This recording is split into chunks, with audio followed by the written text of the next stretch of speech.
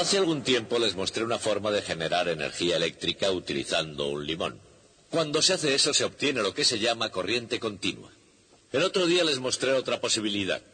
Para ello había que utilizar una simple espira de alambre y un imán. Cuando se genera energía de este modo, la corriente va atrás y adelante o arriba y abajo y recibe el nombre de corriente alterna. Y esta es la forma en que se genera casi toda la energía eléctrica. La mejor manera no es moviendo la espira atrás y adelante, sino haciéndola girar uniformemente de este modo en el campo magnético. Esta es la forma en que se genera prácticamente toda la energía eléctrica. Pero claro, tienen que reconstruir la civilización desde el principio. He construido uno muy sencillo para ustedes. Esta rueda de paletas gira de esta forma cuando el agua corre por ella. Cuando gira hace dar vueltas a una espira muy similar a la que tenemos aquí, entre los polos de este imán permanente. La producción eléctrica del generador llega al osciloscopio, que es un dispositivo que indica el voltaje. Mientras la señal en el osciloscopio haga su recorrido horizontalmente, no sucede nada. Pero cuando comencemos a generar energía, subirá y bajará de esta forma. Es decir, que cuando la vean oscilar sabrán que estamos generando electricidad y todo lo que tengo que hacer para generarla es hacer correr el agua. Muy bien, de todas formas, los de las primeras filas que saquen los paraguas.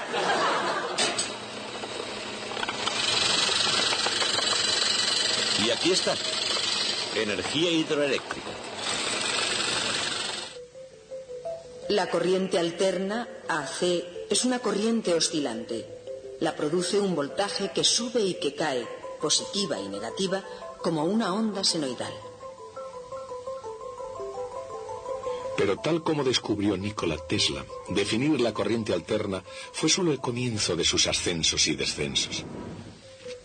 La corriente continua, DC, es un chorro constante de electricidad. Idealmente, su voltaje es constante e igual a la intensidad de corriente, también constante, multiplicada por la resistencia efectiva del circuito. Evidentemente, en el punto básico de corriente alterna contra corriente continua, Edison y Tesla estaban en longitudes de onda diferentes, y se trazaron las líneas de la batalla en lo que se dio en llamar la guerra de las corrientes. Pero la batalla fue mucho más allá del campo relativamente seguro de la teoría científica. Mientras vivió, Edison fue la fuerza creadora que estaba detrás de toda idea brillante que hubiese bajo el sol. A pesar de que su oído estaba disminuido, su genio produjo el primer fonógrafo del mundo. Y para que conste, también inventó la cámara de cine. Fue en Menlo Park, no en Hollywood, donde el cine tuvo sus primeros parpadeos. Con este invento, el teleimpresor, la presión sanguínea de los negocios comenzó a subir y bajar con el pulso de la bolsa. Y cualquier noticia viajaba lejos y rápidamente, con la versión ampliamente mejorada por Edison del telégrafo. De hecho, perfeccionó a menudo otros inventos, haciéndolos más prácticos y comercialmente viables. Otros inventaron el primer teléfono y la primera máquina de escribir, pero Edison los convirtió en efectivos instrumentos manuales. Por supuesto, Edison y compañía todavía tenían el negocio de la electricidad bajo control, y para mantener ese control pusieron una enorme resistencia al poder cada vez mayor de la corriente alterna. De manera que si Tesla quería ganar la guerra de las corrientes, necesitaba de un campeón que se levantara y negociara contra las fuerzas de Thomas Edison.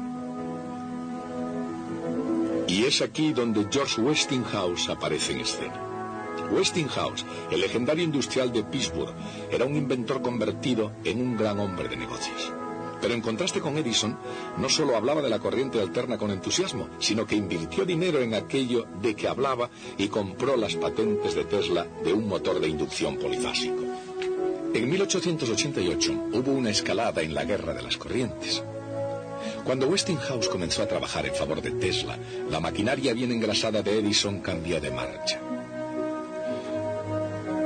Hubo campañas difamatorias y, según algunas personas, juego sucio. Sin embargo, alguna vez hubo coincidencia de opiniones. Charles Steinmetz, el mago matemático de la física y la ingeniería, ofreció cierto apoyo intelectual a ambos campos. Edison y Tesla pudieron incluso trabajar juntos, pero no por mucho tiempo, y nunca mientras Tesla tuviera la ventaja de la corriente alterna. En teoría, e igualmente en la práctica, ¿por qué era mejor el método de Tesla? Evidentemente, la razón por la cual una planta genera electricidad es para mandar energía a algún lugar, enviarla a través de cables a la casa, a la oficina o a cualquier otro lugar donde se necesite y haya un enchufe a mano.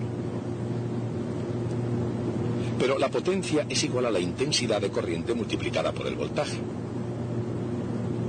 Por eso se puede transmitir la misma potencia a alta intensidad y bajo voltaje, o a baja intensidad y alto voltaje.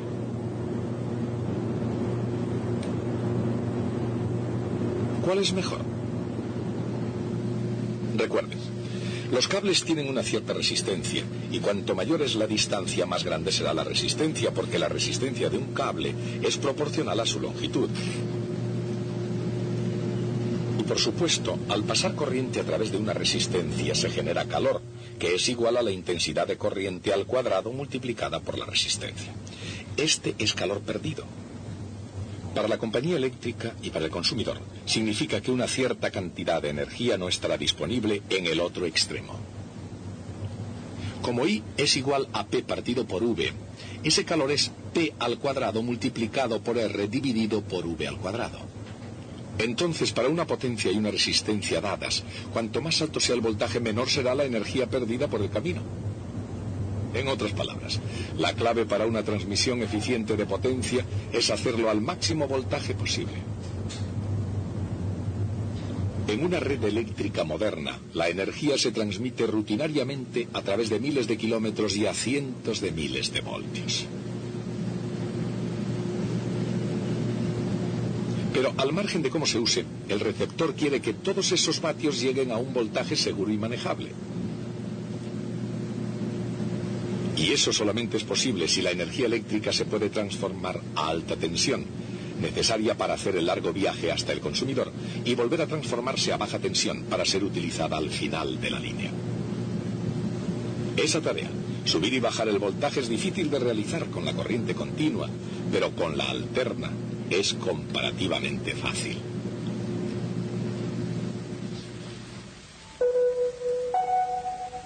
Si la corriente alterna pasa a través de una espira o una bobina, produce un flujo magnético que cambia constantemente.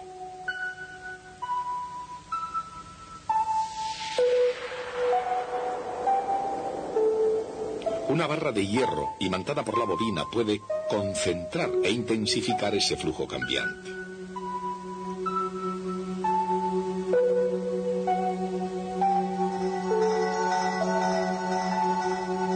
De hecho, un aro de hierro puede contener el flujo en su totalidad.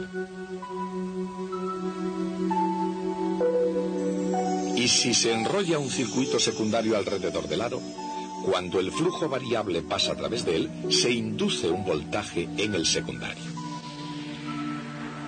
Ese voltaje es proporcional al número de vueltas alrededor del hierro. Evidentemente, entonces, el voltaje de la potencia transmitida al circuito secundario puede ser mayor o menor que el voltaje del circuito primario. De forma que, aunque la potencia que sale es casi igual a la potencia que entra, se puede elevar el voltaje para su transmisión a larga distancia, y luego bajar el voltaje para su utilización sin peligro al final de la línea. Este principio es justamente el que daba la gran ventaja a la corriente alterna de Tesla con respecto a la corriente continua de Edison. Y este principio, que era revolucionario a finales del siglo XIX, ese principio habría de ser aplicado en el siglo XX desde un extremo a otro de la Tierra. Ese hecho, la evidencia abrumadora de que la corriente alterna impulsa al mundo industrial moderno, basta para declarar a Tesla ganador de la guerra de las corrientes.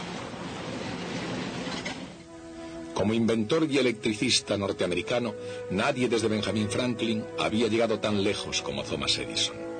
Pero a su manera, Nikola Tesla llegaría aún más lejos. Mucho antes de que se hiciese en realidad, Tesla había imaginado unos tubos de vacío revestidos de fósforo y unos tubos de vidrio llenos de gas, las luces fluorescentes y las de neón. Y años antes de que apareciesen los hermanos Wright, Tesla aseguró que para que la aviación llegara a despegar sería necesario utilizar un metal casi desconocido entonces llamado aluminio.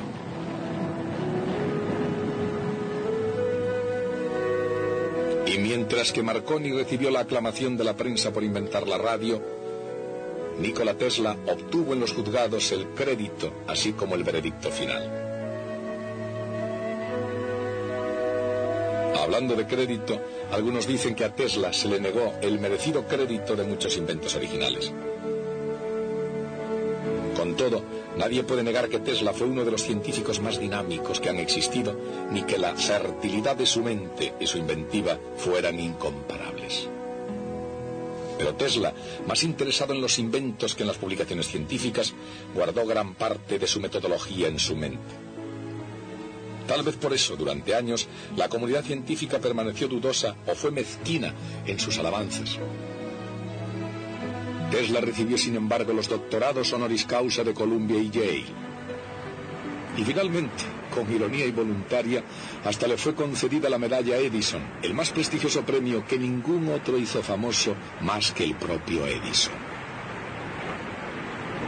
Nikola Tesla fue, desde luego, un genio de primera magnitud. Si Michael Faraday pudo concebir el espacio lleno de líneas de fuerza constante, Nikola Tesla, por su parte, pudo concebir generadores y motores multifásicos, todos conectados con circuitos eléctricos complejos, que cuando fueron fabricados todos funcionaron perfectamente, tal como los había imaginado.